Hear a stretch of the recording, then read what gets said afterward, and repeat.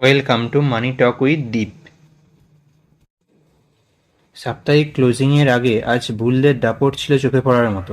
Nifty fifty আজ 156 point বেড়ে 24,353 পয়েন্টে ক্লোজিং দিয়েছে। আজকের মার্কেট এফএমসিজি ও ব্যাংকিং সেক্টরে বড় অবদান থাকলেও উইপ্রোর মতো আইটি স্টকগুলো আজ বেশ কিছুটা চাপে ছিল। বাজারে এই বুলিশ মুভমেন্ট কি সোমবারও বজায় থাকবে? জানতে ভিডিওটি শেষ পর্যন্ত দেখুন। দেখুন, এখানে আমরা নিফটি ফিফটিতে দেখতেই পাচ্ছি যে 156 পয়েন্টের একটা জোরদার তেজি দেখতে পাওয়া গেছে, যার জন্য আজকে মার্কেট গ্রিনে ক্লোজিং দিয়েছে এবং ভালো রকম গ্রিনে ক্লোজিং দিয়েছে। মার্কেট প্রথমে একটু দোলাচল যখন শুরু হয়েছিল তখন প্রথমের দিকটা একটু দোলাচল থাকলেও পরের দিকটাতে কিন্তু মার্কেট যথেষ্ট আপ ট্রেন্ডেই ছিল। এর কারণ কি যদি আমরা দেখতে চাই তাহলে আমরা দেখতেই পাবো যে দেখুন, এখানে ব্রেন্ট ক্রুডের দাম 89.01 অর্থাৎ $90 নিচে চলে গেছে। কালকে এটা প্রায় $100 কাছাকাছি ঘোরাফেরা করছিল, আজকে সেটা প্রায় $90 নিচে চলে গেছে। এবং আমি আপনাদের আগেই বলেছি যে ক্রুড অয়েলের প্রাইস যখন নিচের দিকে যায় তখন আমাদের যে স্টক মার্কেটের শেয়ারের প্রাইসগুলো কী হয়, ওপরের দিকে যায়। এর সাথে ইনভার্সলি প্রপোর্শনেট, অর্থাৎ যদি ক্রুড অয়েলের দাম ওপরের দিকে যায় আমাদের স্টক মার্কেটের প্রাইস কিন্তু নিচের দিকে যাবে। আজকে যেহেতু আমরা দেখতে পাচ্ছি ক্রুড অয়েলের প্রাইস নিচের দিকে গেছে, তাই আমাদের স্টক মার্কেটের প্রাইস কিন্তু ওপরের দিকে গেছে। এবার ক্রুড অয়েলের প্রাইস নিচে গেল কেন, তার প্রধান কারণ যদি আমরা দেখি তাহলে দেখতে পাবো, দেখুন এই সবেমাত্র পাওয়া যাচ্ছে একটা ব্রেকিং নিউজ যে strait of Hormuz open for all shipping traffic till the duration of ceasefire deal announces Iran. এটা কিন্তু ইরানের তরফ থেকে অ্যানাউন্স হয়েছে, আমেরিকা ট্রাম্পের তরফ থেকে অ্যানাউন্স হয়নি যে হঠাৎ করে ইউটার্ন নিয়ে নেবেন। এটা ইরানের তরফ থেকে অ্যানাউন্স হয়েছে যে স্ট্রেট অফ হরমুজ ওপেন করা থাকবে যতদিন পর্যন্ত সিজফায়ারের ডিলটা চলছে। অর্থাৎ সিজফায়ারের ডিল চলার টাইম লাইন আমরা জানি এপ্রিলের 22 তারিখ পর্যন্ত, ততদিন পর্যন্ত স্ট্রেট অফ হরমুজ ওপেন থাকবে। এটা কিন্তু একটা বড় খবর। স্ট্রেট অফ হরমুজ এতদিন ক্লোজ ছিল, যার জন্য তেলের ট্যাঙ্কারগুলো যাতায়াত করতে পারছিল না এবং তেলের দাম আরও ওপরে যাচ্ছিল, যার ফলে ইনফ্লেশনও বাড়ছিল। তাহলে ফাইনালি স্ট্রেট অফ হরমুজ সিজফায়ারের দিন পর্যন্ত খুলে গেল। এবার দেখুন, আর একটা আমরা যুদ্ধ বন্ধের ইঙ্গিত পাচ্ছি বা যুদ্ধ বন্ধের খবর পাচ্ছি সূত্র মারফত। দেখুন, ইসরায়েল লেবানন সিজফায়ার অ্যানাউন্স হয়েছে। ফার্স্ট মিটিং এদের মধ্যে হয়েছে 34 বছর পরে। ইসরায়েল আর লেবাননের মধ্যে 34 বছর পরে ফার্স্ট মিটিং হয়েছে এবং সেই মিটিংয়ে এরা দুজনেই সিজফায়ার করতে সম্মত হয়েছে, দুজনেই এটা অ্যানাউন্স করেছে। এবং দেখুন, Israel and Lebanon agree to 10 day ceasefire, মাত্র 10 দিনের জন্য সিজফায়ার এরা এগ্রি করেছে। এটা ট্রাম্পের তরফ থেকে জানিয়েছেন।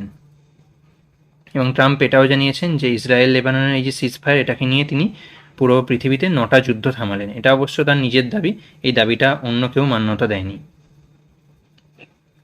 আচ্ছা, মিডল ইস্টের যে যুদ্ধ চলছে সেখান থেকে একটা পজিটিভ নিউজ পাওয়া যাচ্ছে। ডোনাল্ড ট্রাম্প বলেছেন যে নেক্সট রাউন্ডের যে মিটিং, প্রথম রাউন্ডের মিটিং তো ফেল হয়েছে আমরা জানি, যেটা ইসলামাবাদে হওয়ার কথা হয়েছিল এবং হয়েও ছিল, সেটা ফেল হয়েছে আমরা জানি।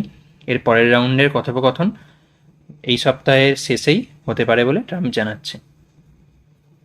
এরপরে যদি আমরা একটু ভারতীয় মার্কেটের দিকে দেখি তাহলে দেখব উইপ্রোর শেয়ারে আজকে বড় রকমের ফল দেখতে পাওয়া গেছে, প্রায় 4%-এর মতো ফল দেখতে পাওয়া গেছে, যদিও উইপ্রো 15,000 কোটি টাকার বাইব্যাক অ্যানাউন্স করেছে। এবারে এখানে এই ফলটা দেখতে পাওয়া গেছে, এখানের কারণটা আপনাদের জানিয়ে রাখি। কারণ উইপ্রোর যখন রেজাল্ট অ্যানাউন্স করছিল তখন উইপ্রো জানিয়েছে যে এর পরের যে কোয়ার্টার আসছে, সামনে যে কোয়ার্টার আসছে অর্থাৎ 2027 সালের প্রথম কোয়ার্টার যেটা, সেই কোয়ার্টারে ওদের খুব একটা আশানুরূপ ফল হবে না, কারণ ওদের খরচ খরচা বাড়ছে এবং সেই অনুপাতে যে অর্ডার বুক বা সেই অনুপাতে যে প্রফিট গ্রোথ সেই হারে হচ্ছে না, যার জন্য একটা 4%-এর ফল দেখতে পাওয়া গেছে উইপ্রো শেয়ারে।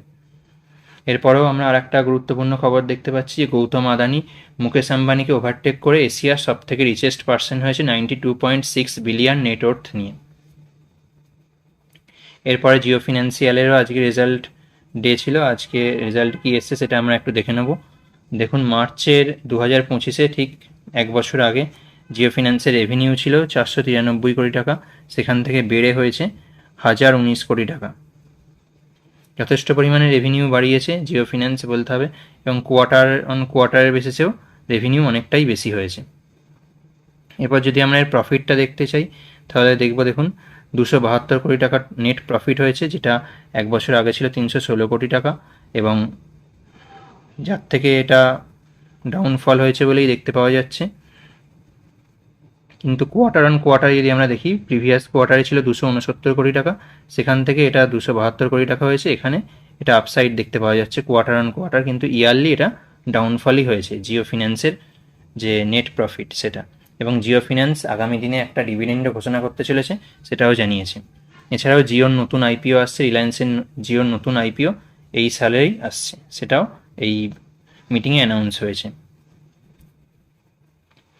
এখানে আর একটা খবর যদি দেখি, অ্যাঞ্জেল ওয়ানের শেয়ার প্রাইস আজকে প্রায় 7% জাম্প করেছে, কারণ ওদের কোয়ার্টারলি যে রেজাল্ট, Q4 যে রেজাল্ট খুব ভালো রেজাল্ট দিয়েছে, যার জন্য আজকে অ্যাঞ্জেল ওয়ান শেয়ারের যে শেয়ার প্রাইসটা সেটা 7% আপ ছিল। এছাড়া ওয়ারি রিনিউয়েবলের একটা খবর পাওয়া যাচ্ছে যে শেয়ার প্রায় 12% বেড়েছে, কারণ এদের স্ট্রং Q4 রেভিনিউ ছিল, যেটা প্রায় 131% বেড়েছে এদের রেভিনিউ, এবং প্রফিট বেড়েছে 66%, যার ফলে এই ওয়ারি রিনিউয়েবলের যে শেয়ার প্রাইস সেটা প্রায় 12% বেড়েছে।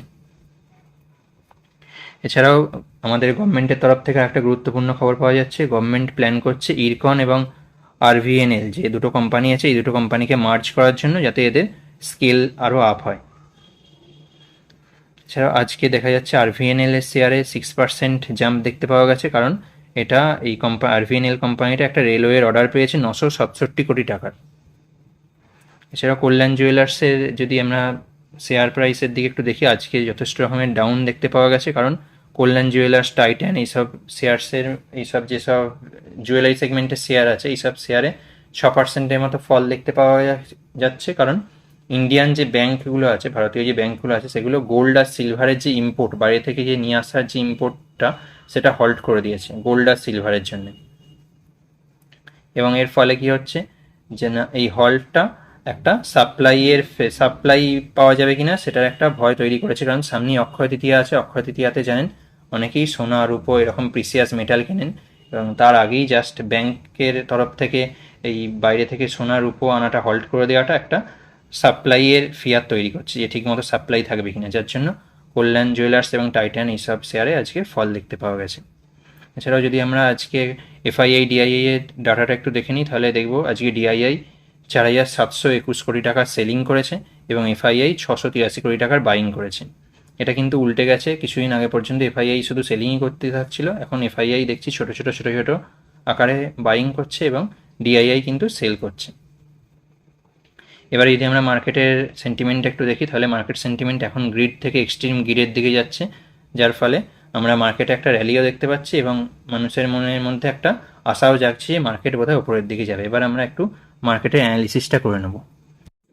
দেখুন, স্ট্রেট অফ হরমুজ খুলে যাওয়ার জন্য অয়েল প্রাইস কিন্তু দেখুন প্রায় 8.5%-এর মতো ফল করে $89 আশপাশে ঘুরছে, এবং ডাউ জোন্সেও, যার জন্য আমরা দেখতে পাচ্ছি এটা প্রায় 2%-এর মতো একটা পজিটিভ দিক দেখতে পাওয়া যাচ্ছে, এবং আমেরিকান মার্কেট এখন অল টাইম হাইতে চলছে।